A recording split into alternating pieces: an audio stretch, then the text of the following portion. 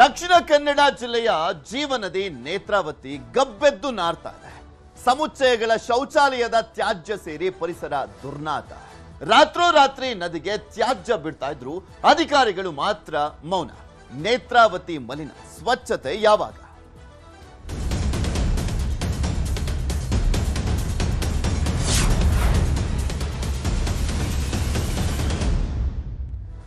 ನೇತ್ರಾವತಿಗೆ ಶೌಚಾಲಯದ ವಿಷಪೂರಿತ ತ್ಯಾಜ್ಯವನ್ನ ಬಿಡಲಾಗ್ತಾ ಇದೆ. ದಕ್ಷಿಣ ಕನ್ನಡದ ಉಪ್ಪಿನಂಗಡಿ ಜನರ ಗೋಳು ಇದು.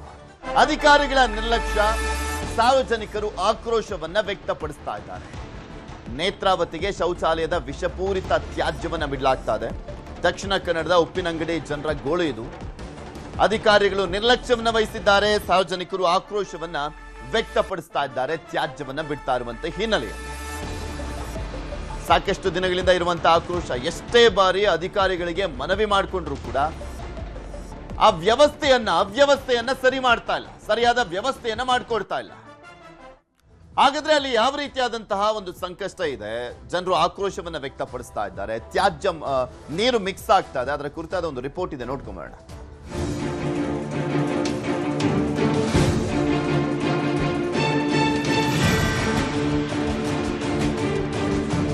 ಬಳಸುವಂತಹ ತೀರ್ಥ ಇದೇ ನೀರು ಪಂಚಾಯತಿನವರದ್ದೇ ವೇಸ್ಟೇಜ್ ಎಲ್ಲ ಆಗ್ತಾ ಇದ್ದಾರೆ, ಅವರ ಗಮನಕ್ಕೆ ತಂದು.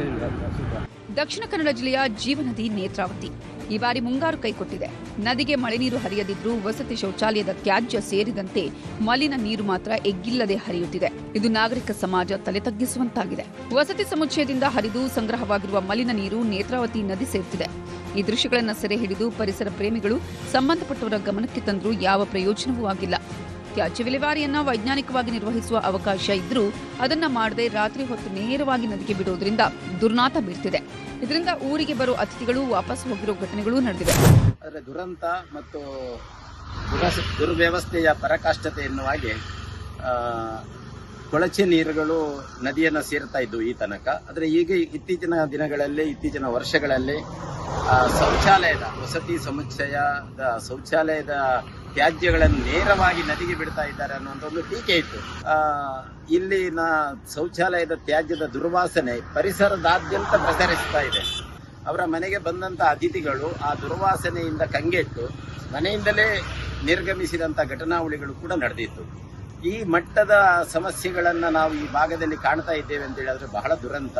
ಈ ಬಗ್ಗೆ ಶಾಸಕರಿಗೆ ಹೇಳಿದಾಗ ಕಟ್ಟುನಿಟ್ಟಿನ ಕ್ರಮ ಜರುಗಿಸುವಂತೆ ಅಧಿಕಾರಿಗಳಿಗೆ ನಿರ್ದೇಶನ ನೀಡಿದ್ರು ಇದುವರೆಗೂ ಯಾವ ಪಾಲನೆಯೂ ಆಗಿಲ್ಲ. ಇದಕ್ಕೆ ಜ್ವಲಂತ ಸಾಕ್ಷಿ ಉಪ್ಪಿನಂಗಡಿಯ ನೇತ್ರಾವತಿ ನದಿ ಒಡಲಿನಲ್ಲಿ ಕಾಣಿಸ್ತಾ ಇರುವ ಈ ದೃಶ್ಯ. ದುರಂತ ಏನಂದ್ರೆ ದೇವಾಲಯದಲ್ಲಿ ನೀಡುವ ತೀರ್ಥ, ದೇವರ ಅಭಿಷೇಕಕ್ಕೆ, ಜನರು ಕುಡಿಯುವ ನೀರು ಸೇರಿದಂತೆ ಎಲ್ಲಾ ಕೆಲಸಗಳಿಗೂ ಇದೇ ನೀರು ಆಧಾರವಾಗಿದೆ. ಎಷ್ಟು ಪವಿತ್ರ ಅಂತ ಅಂದ್ಕೊಂಡಿದ್ದೇವೆ ಅಷ್ಟೇ ಅದಕ್ಕೆ ವಿರುದ್ಧವಾದ ರೀತಿಯಲ್ಲಿ ಆ ನೀರು ನಾಶವಾಗಿದೆ, ಮಲಿನವಾಗಿರುತ್ತದೆ. ಯಾಕೆಂತಂದ್ರೆ ಈ ಭಾಗದಿಂದ ಹೋಗುವಂತ ಬಹುತೇಕ ವಸತಿ ಮತ್ತು ಹೋಟೆಲ್ ಇತರ ಮನೆಗಳದ್ದು ಎಲ್ಲ ಕೊಳಚೆ ನೀರು, ಎಲ್ಲ ಮಲಿನ ನೀರು ಈ ನದಿಗೆ ಸೇರಿ ಅಲ್ಲಿ ಈ ಮೂಲಕ ಮುಂದಕ್ಕೆ ಸಾಗುವಂಥದ್ದು. ಒಂದು 10-15 ಪವಿತ್ರ ಬಹಳ ಹೆಸರುವಾಸಿ ದೇವಸ್ಥಾನಗಳು ಕೂಡ ಇದೆ. ಆ ದೇವಸ್ಥಾನಗಳ ಬಳಸುವಂತಹ ತೀರ್ಥ ಇದೇ ನೀರು, ಇದೇ ಮಲಿನ ನೀರು. ಅದೇ ರೀತಿಯಲ್ಲಿ ಮಸೀದಿಗಳು ಕೂಡ ಇದೆ. ಮಸೀದಿಯಲ್ಲಿ ಕೂಡ ಪವಿತ್ರ ನಮಾಜಿನ ಮೊದಲು ಯಾರು ವಜು ತೆಗಿತಾರೆ ಆ ನೀರು ಇದೇ ಉಪಯೋಗ ಹೋಗುವಂಥದ್ದು. ಇದು ಎಲ್ಲ ಬಿಲ್ಡಿಂಗ್ ಇದು ನೀರು, ಹೋಟೆಲ್ ಇದು ನೀರು ಎಲ್ಲ ನದಿಗೆ ಬರುತ್ತೆ. ಅಲ್ಲಿ ಕಾಣ್ತಾ ಉಂಟು ಈಗಲೂ. ಇದರಿಂದ ಏನು ಸಮಸ್ಯೆ ಆಗಿದೆ? ಇದು ಎಲ್ಲರಿಗೆ ಸಮಸ್ಯೆ. ಇಲ್ಲಿಂದ ಮಂಗಳೂರಿನವರೆಗೆ ಕುಡಿಯುವ ನೀರಿಗೆ ಸಮಸ್ಯೆ. ಮಂಗಳೂರಿಗೆ ಇದೇ ನೇತ್ರಾವತಿಯನ್ನೇ ಅವಲಂಬಿಸಿದರು. ನೇತ್ರಾವತಿ ದೇವಸ್ಥಾನಕ್ಕೆ ಪುಣ್ಯಕ್ಷೇತ್ರ ಅಂತ ಹೇಳಿ ಬಂದು ಸ್ನಾನ ಮಾಡೋದು ಕಲಿಸಿದ್ರೆ ನೀರಲ್ಲಿ. ಪಂಚಾಯತಿನವರದ್ದೇ ವೇಸ್ಟೇಜ್ ಎಲ್ಲ ಆಗ್ತಾ ಇದ್ದಾರಲ್ಲ, ಇನ್ನು ಅವರ ಗಮನಕ್ಕೆ ತಂದು ಒಟ್ನಲ್ಲಿ ಸ್ಥಳೀಯ ಗ್ರಾಮ ಪಂಚಾಯಿತಿ ಅಧಿಕಾರಿಗಳಿಗೆ ಈ ವಿಚಾರ ಗೊತ್ತಿದ್ರೂ ಹೀಗೆ ನಿರ್ಲಕ್ಷ್ಯ ವಹಿಸಿರೋದು ಮಾತ್ರ ದುರಂತ. ಅಜಿತ್ ಕುಮಾರ್, ನ್ಯೂಸ್ 18 ಪುತ್ತೂರು.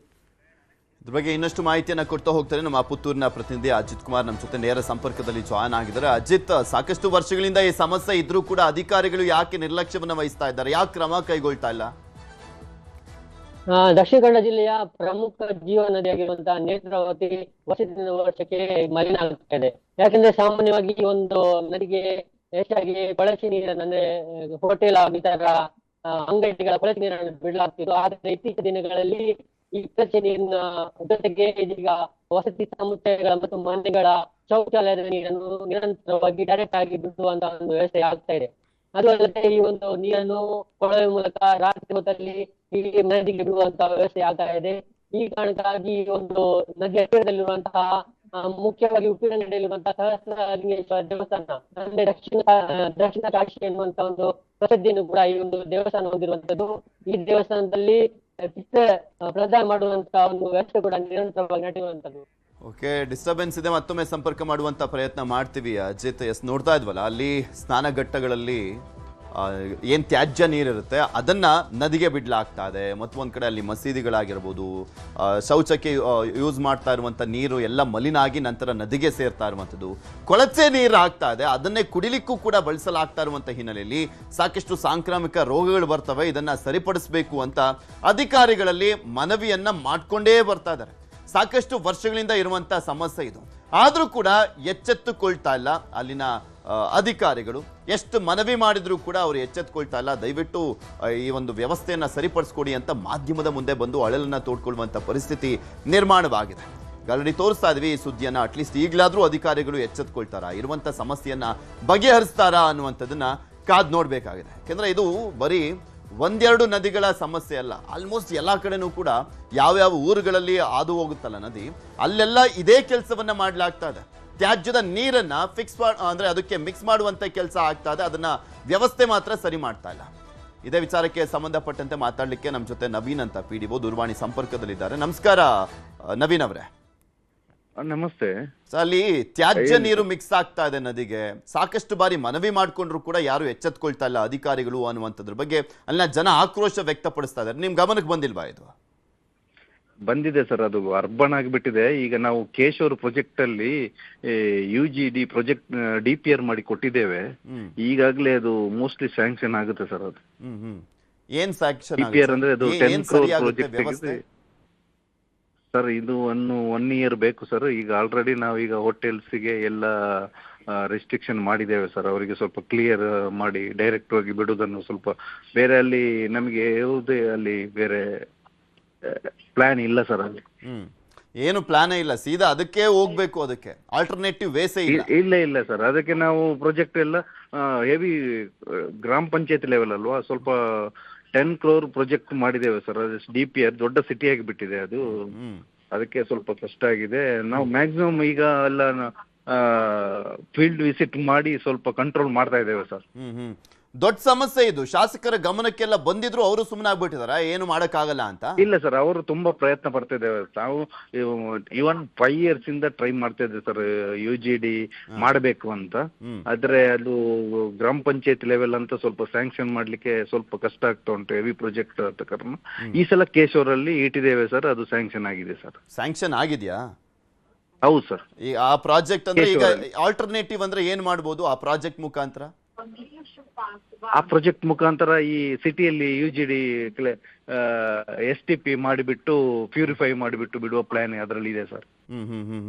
ಹಂಗಾದ್ರೆ ಅದಕ್ಕೆ ಇನ್ನೂ 1-2-3 ವರ್ಷಗಳ ಕಾಲನೇ ಬೇಕು ಅಂತ ಕಾಣಿಸುತ್ತೆ. 2 ವರ್ಷ ಬೇಡ ಸರ್, ಒಂದು 8 months ಅವರಿಗೆ ನಾವು ಡೆಡ್ ಲೈನ್ ಕೊಟ್ಟಿದ್ದೇವೆ ಸರ್. ಸೊ ಎಷ್ಟು ಸ್ಯಾಂಕ್ಷನ್ ಆಗಿದೆ? 10 ಕೋಟಿ ಸ್ಯಾಂಕ್ಷನ್ ಆಗಿದೆಯಾ ದುಡ್ಡು? ಅದು ಕೇಶವರ ಪ್ರಾಜೆಕ್ಟ್ ಅಲ್ಲಿ ಸರ್. ಬೇಸ್ಡ್ ಆನ್ ಅವ್ರು ವರ್ಕ್ ಮಾಡ್ತಾ ಅದಕ್ಕೆ ರಿಲೀಸ್ ಆಗ್ತಾ ಹೋಗುತ್ತೆ. Yes sir. ಅಲ್ಲ, ಇದಕ್ಕೆ ಬೇಗ ಬಿಸಿ ಮುಟ್ಟಿಸ್ತಾ ಹೋದ್ರೆ ಆಗಲ್ಲ ಈ ಕೆಲಸಗಳು. ಇಲ್ಲ ಸರ್, ಅದರ ಫಾಲೋಅಪ್ ಶಾಸಕರು ಸಹ ಇದ್ದಾರೆ ನಮ್ಮೊಟ್ಟಿಗೆ. ಅವರು ಸಹ ಬೆಂಗಳೂರಲ್ಲಿ ಹಲವಾರು ಸಾರಿ ಅದಕ್ಕೆ ಮೀಟ್ ಆಗಿ DPR ಎಲ್ಲ ಅಪ್ರೂವ್ ಆಗ್ಲಿಕ್ಕೂ ಅವರು ತುಂಬಾ ಪ್ರಯತ್ನ ಪಟ್ಟಿದ್ದಾರೆ ಸರ್ ನಮ್ಮೊಟ್ಟಿಗೆ. ಸೊ ಹಾಗಾದ್ರೆ ಈ ಸಂಕಷ್ಟ ಇನ್ನೂ 8 ವರ್ಷಗಳ ಕಾಲ ಕಾಯಲೇಬೇಕು. 1 ವರ್ಷದಲ್ಲಿ ಖಂಡಿತ ಅಲ್ಲಿ ಇದಾಗುತ್ತೆ ಸರ್. ಒಂದು ಭರವಸೆ ಅಂತೂ ಇದೆ ನಿಮ್ಗೆ, ಆಗಬಹುದು ಅಂತ? ಹೌದು ಸರ್. ಅಲ್ಲ, ಅಲ್ಲಿವರೆಗೂ ಕೊಳಚೆ ನೀರೇ ಆಗೋಗ್ಬಿಡುತ್ತೆ. ಅಲ್ಲಿವರೆಗೆ ನಾವು ಇಲ್ಲ ಸರ್, ಫ್ಲಾಟ್ ಇದ್ದು ಅದೆಲ್ಲ ನಾವು ಅವರಿಗೆ ಸ್ವಲ್ಪ ಟ್ರೀಟ್ಮೆಂಟ್ ಮಾಡಿ ಬಿಡ್ಲಿಕ್ಕೆ ನಾವು ಕ್ರಮ ಕೈಗೊಂಡಿದ್ದೇವೆ ಸರ್ ಆಲ್ರೆಡಿ. ನೋಡೋಣ, ಪಾಪ ನಿಮ್ಗೂ PDO ಆಗಿರುವಂತ ಹಿನ್ನೆಲೆಯಲ್ಲಿ ಎಷ್ಟರ ಮಟ್ಟಿಗೆ ಸಾಧ್ಯನೋ ಅಷ್ಟರ ಮಟ್ಟಿಗೆ ಶಾಸಕರು ಅಡ್ಮಿನಿಸ್ಟ್ರೇಟಿವ್ ಆಫೀಸರ್ ಇದ್ದೇನೆ. ದೊಡ್ಡ ಪ್ರಾಜೆಕ್ಟ್ ಆಗಿರುವಂತ ಹಿನ್ನೆಲೆಯಲ್ಲಿ ಸ್ವಲ್ಪ ಶಾಸಕರು ಹೆಚ್ಚಿನ ಮುತುವರ್ಜಿ ವಹಿಸಬೇಕಾಗಿತ್ತು ಈ ಮುಂಚೆನೆ. ಇಲ್ಲ ಸರ್, ಅವರು ಇಂದಿನ ಶಾಸಕರು ಸಹ ಪ್ರಯತ್ನ ಪಟ್ಟಿದ್ದಾರೆ. ಇವರು ಸಹ ಬಂದು ಈಗ ಪ್ರಾಜೆಕ್ಟ್ ಒಂದು ಅಪ್ರೂವ್ ಆಗಿದೆ ಸರ್ ಇವರ ಪ್ರಯತ್ನದಿಂದ. ಇಲ್ಲ ಅಂದ್ರೆ ರೂರಲ್ಗೆ ಕೊಡೋದು ಕಷ್ಟ sir. Okay, at least dead line 8 ತಿಂಗಳು ಕೊಟ್ಟಿದೀವಿ ಅಂತ ಹೇಳ್ತಾ ಇದ್ದಾರೆ. ಅಷ್ಟೊಳಗಾದ್ರೂ ಮುಗಿಯುತ್ತಾ ಅಥವಾ ಇದನ್ನ ಮತ್ತೊಮ್ಮೆ ತೋರಿಸುವಂತ ಕೆಲಸ ಆಗತ್ತಾ? ಯಾಕೆಂದ್ರೆ ನೋಡ್ತಾನೆ ಇದೀವಿ, ರೋಗ ರುಜಿನಗಳು ಬರ್ತಾನೆ ಇದಾವೆ. ಅದರಲ್ಲೂ ಇಂಥ ಮಲಿನ ನೀರನ್ನ ಕುಡಿದು ಬಿಟ್ರೆ ಅವ್ರಗಳ ಕತೆ ಏನು ಅನ್ನುವಂಥದ್ದೇ ಇರುವಂತ ಪ್ರಶ್ನೆ. ಈಗ ಸಾಂಕ್ರಾಮಿಕ ರೋಗಗಳು ಹತ್ಕೊಂಡ್ಬಿಡ್ತವೆ ಆ ನೀರನ್ನ ಕುಡಿದು ಬಿಟ್ರೆ. ಅಂತ ಪರಿಸ್ಥಿತಿ ಎದುರಾಗುತ್ತೆ. ಮ್ಯಾಕ್ಸಿಮಮ್ ಹೋಟೆಲ್ಸ್ ಎಲ್ಲ ನಾವು ರೆಸ್ಟ್ರಿಕ್ಷನ್ ಮಾಡ್ತಾ ಇದ್ದೇವೆ ಸರ್, ನೋಟಿಸ್ ಎಲ್ಲ ಕೊಟ್ಟು. ಓಕೆ, ನೋಡೋಣ ಸರ್ ಎಷ್ಟು ಬೇಗ ಈ ಕೆಲಸವನ್ನು ಮುಗಿಸ್ತೀರಾ ಅಂತ. ಧನ್ಯವಾದ ನ್ಯೂಸ್ 18 ಜೊತೆ ಮಾತನಾಡಿದ್ದಕ್ಕೆ.